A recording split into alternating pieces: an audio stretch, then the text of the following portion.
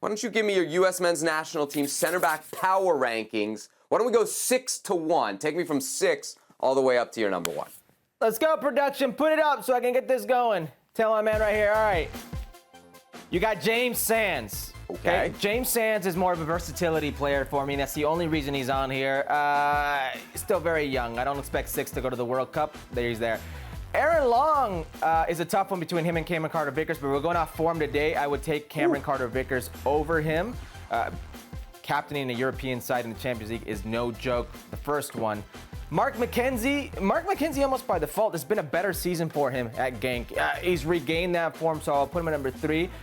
This is realistic candidates. So no John Brooks, no Tim Ream, no Miles Robinson. Miles Robinson injured, obviously. Those other two not in Greg Berhalter's plans. So then it's Chris Richards and Walker Zimmerman. Chris Richards probably the highest ceiling out of all of them, but Walker Zimmerman is the present today out of all of them. So it was a pretty easy choice there, at least when it came to the top 2. It gets tricky after the top 2. Okay, I got some questions for you here. Let me start with this. How many do you think go? You've got 6 on this list. How many center backs do you think Greg Berhalter takes or needs for the World Cup in Qatar? You know, you asked me this morning, and I think my answer is going to change. I would probably take 5. Okay. Yeah. You said 4 this morning. Why'd you change? Yeah. Well, things go awry very quickly. We saw it in the Women's Euros. Like, it took a COVID outbreak and everything go awry very quickly. You may need some cover there, so I would take 5. That's what I would do. Now, within those 5, you have flexibility of going 2 center backs or 3 center backs in a formation, so that comes into account, and that's why a Mark McKenzie could have a lot of strength in there.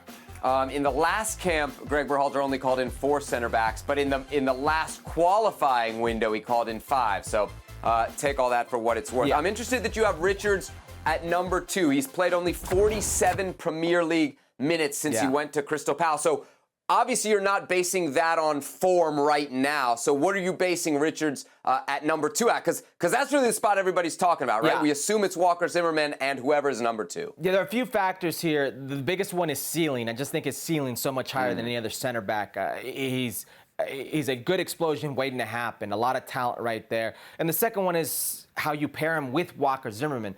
I've seen Aaron Long and Walker Zimmerman. I've seen what I can get out of them. And the tandem, while if you're going defend only first, could be effective, you're asking these guys to play out of the back. You're asking them to build your offense, stay within possession, penetrate lines.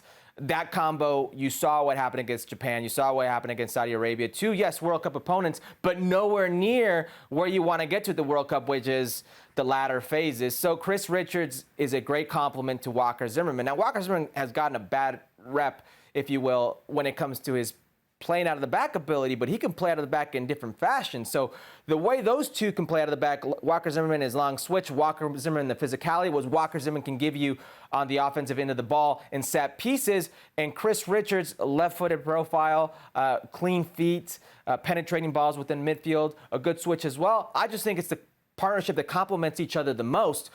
And Chris Richards, off a ceiling alone, has to be in the number 2 spot. Richards got to get healthy. That's important right now. Patrick Vieira giving an update that as of earlier this week, Richards still not a part of group training. Yeah. So time's starting to run out on Chris Richards, who, of course, missed out on the last window. You've got Aaron Long at number 5. And obviously, Aaron Long is a lightning rod for criticism, right? If you've got him at number 5, you're saying he's going, but probably not starting, today, right? Probably an emergency use player. If he does have to start, can the U.S. win a game at the World Cup with Aaron Long as a starting center back?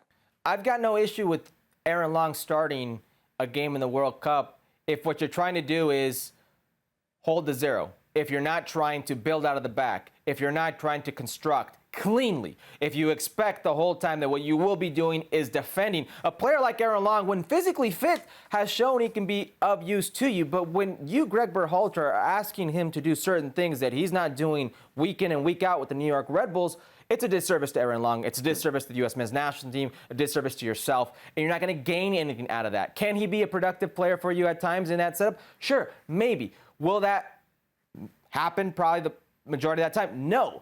So if you're in a defend-first type of shell or type of mode, then Aaron Long could be a player that you can use. I mean, pre-Achilles injury, he was a very good player, actually a very trusted player for Greg Berhalter, and nobody had an issue with him. It's him coming back now that people have an issue with because they don't necessarily think he's been one of the better players in Major League Soccer in his position. Well, thank you very much for watching ESPN on YouTube. For more sports highlights and analysis, be sure to download the ESPN app. And for live streaming, premium content, and let's not forget as well, ESPN FC 7 days a week. Subscribe to ESPN+.